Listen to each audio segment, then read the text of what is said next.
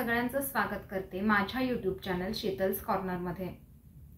आज आहे नवरात्रीचा चौथा दिवस म्हणजे चौथी माळ। आज देवीचं स्वरूप आहे कुष्मांडा माता।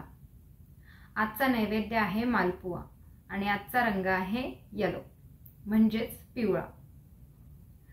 खरं तर मी नवरात्रात नऊही दिवस साड्या नेसते, परंतु आज पुण्यात इतका प्रचंड पाऊस आहे आणि खरं तर मला मंडळाच्या देवीला दिवसभरातून 2 ते 3 वेळा जावं लागतं। सकाळची आरती असेल, संध्याकाळची आरती असेल, देवीला साडी नेसवणं असेल किंवा मध्यंतरी जरी काही ओटीचं काम असेल किंवा काही असेल, तर एकूण दिवसातून 3 ते 4 वेळा माझ्या देवीकडे जाणं येणं होतं राहतं। आणि साडी नेसली की मग असं होतं की साडी खालून खराब होते आणि एकदा खालून ओली झाली साडी की मग ती दिवसभर कॅरी करणं पॉसिबल नसतं। त्यामुळे मग आज आवर्जून कुर्ता घातला आणि प्रचंड पाऊस आहे पुण्यात काल रात्रीपासून आणि खरं तर बराचसा मूड खराब झालाय पावसामुळे। खाली जायलाही खरं तर नको वाटतं, इतका पाऊस आहे। प्लस ऑब्व्हियसली अर्चू माझ्या नेहमी सोबत असतो, त्यामुळे त्याला घेऊन जायलाही नको वाटतं। त्यामुळे आज मी खरं तर सकाळपासून खालीही गेली नाहीये।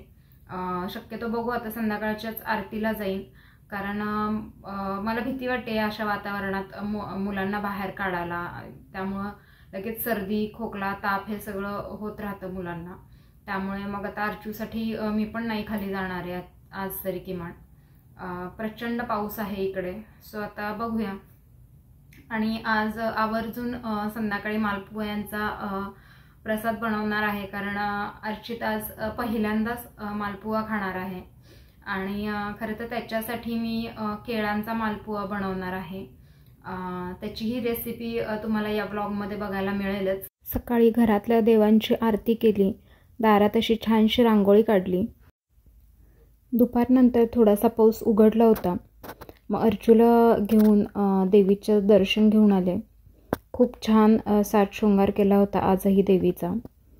पिवळ्या साडीमध्ये देवीचं रूपही खूप उठून दिसत होतं, प्रसन्न वाटत होतं देवीकडे बघितलं की। छान देवीचं दर्शन घेतलं। अर्चित थोडा वेळ खाली खेळला, पण खरं तर पावसामुळे बऱ्यापैकी गार्डनही ओलं होतं आणि सगळी खेळणी म्हणजे घसरगुंडी असेल, झोपाळा असेल, सगळंच ओलं झालं होतं। त्यामुळे फार काळ त्याला खाली थांबवलं नाही आणि मग कसं तरी वरती घेऊन आले, कारण एकदा खाली गेलं की त्याला अजिबात वरती यायचं नसतं। पण मग त्याला म्हटलं चल तुला खाऊ देते, म्हणून मग वरती घेऊन आले। दुपारची जेवणं झाली आणि मग सुरुवात केली मालपुआच्या रेसिपीसाठी। सगळ्यात अगोदर मालपुए बनवून घेतले आणि त्यानंतर मग संध्याकाळचं जेवण बनवून घेतलं, कारण खाली गरब्याला वगैरे जायचं म्हटलं की मग लवकर जेवणंही आटोपावी लागतात। प्लस 8 वाजता आरतीलाही जावं लागतं। 8 वाजता आरतीला जाते, 8:30पर्यंत वरती येते आणि पुन्हा 9 वाजता गरब्याला जाते। म्हणून मग मालपुआची रेसिपी सगळ्यात अगोदर स्टार्ट केली। तर त्यासाठी लागणारं साहित्य आहे 2 चांगली पिकलेली केळी, क्रश केलेले ड्रायफ्रूट्स, 1 वाटी दूध, 1 वाटी गव्हाचं पीठ, 3 ते 4 चमचे बारीक रवा, 7 ते 8 चमचे साखर, 1 चमचा बडीशेप आणि जायफळ आणि वेलची पूड। सगळ्यात अगोदर मिक्सरच्या भांड्यामध्ये केळांचे तुकडे करून घ्यायचे। केळं जेवढी पिकलेली असतील तेवढी जाळी छान सुटते। त्यानंतर साखर, बारीक रवा, गव्हाचं पीठ आणि दूध ह्या सगळ्यांचं मिश्रण मिक्सरला छान बारीक फिरवून घ्यायचं।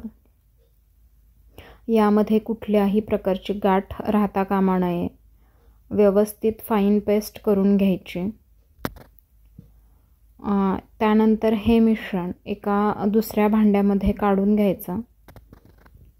जर तुम्हाला यामध्ये एखादी गाठ जाणवत असेल तर तुम्ही हे मिश्रण गाळूनही घेऊ शकता, पण जनरली शक्यतो गाठ होत नाही। तुम्ही व्यवस्थित जर मिक्सरला फिरवून घेतलं तर छान फाईन पेस्ट बनते। त्यानंतर या पेस्टमध्ये बडीशेप, वेलची आणि जायफळ पूड टाकून व्यवस्थित मिक्स करून घ्या। सोबतच क्रश केलेले ड्रायफ्रूट्सही घाला। तुम्हाला जर आवडत असतील तर 7-8 मनुकेही यामध्ये घालू शकता। मी सुद्धा हे मिश्रण छान मिक्स केल्यानंतर यामध्ये 7-8 मनुके घातले होते। त्यानंतर कढईमध्ये तेल छान गरम करून घ्या आणि शक्यतो मालपुहे तळण्यासाठी नॉनस्टिकच्या किंवा जाड बुडाच्या कढईचा वापर करा, जेणेकरून मालपुहा खाली चिकटला जात नाही. आणि व्यवस्थित जर कढई छान असेल, तेल चांगलं तापलेलं असेल तर मालपुहा ॲटोमॅटिक सुटतो आणि फारसा वेळ लागत नाही मालपुहे तळण्यासाठी. फार वेळा पलटत बसायचं नाही, हार्डली 2 ते 3 वेळा पलटायचे. सुरुवातीला एकदा तुम्ही मालपुहा टाकला की लगेच तो वरती आला की मग एकदा पलटून घ्यायचा आणि थोडंसं पातळच बॅटर ठेवायचं, जेणेकरून तुम्ही इझिली तो टाकू शकाल. आणि त्यानंतर वरून छान असे क्रश केलेले ड्रायफ्रूट्स टाकून गार्निश करा आणि सर्व करा मालपुहा. मालपोहे झाल्यानंतर देवीची आरती केली आणि त्यानंतर देवीला मालपोह्यांचा नैवेद्य दाखवला.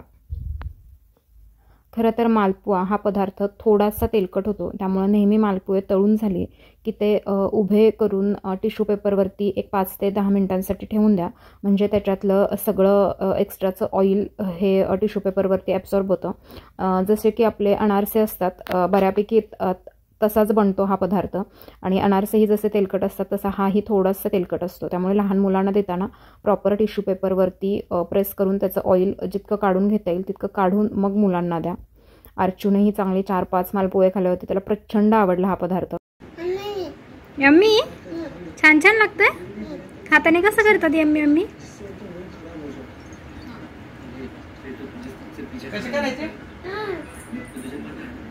आज सकाळी पुण्यात खूप पाऊस होता, त्यामुळे म्हटलं आज संध्याकाळी गरबा खेळायला मिळेल की नाही माहिती नाही, परंतु 5-5:30 नंतर पावसाने छान उघडीप दिली आहे. बऱ्यापैकी वातावरण छान झाले, त्यामुळे आज सुद्धा मी गरबा खेळायला जाणार आहे.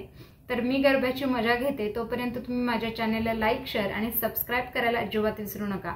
सोबतच बेल आयकॉनही प्रेस करा, म्हणजे मी टाकलेले व्हिडिओचे नोटिफिकेशन सगळ्यात अगोदर तुम्हाला येतील व एकही व्हिडिओ मिस होणार नाही. So please like, share and subscribe my channel. Also press the bell icon.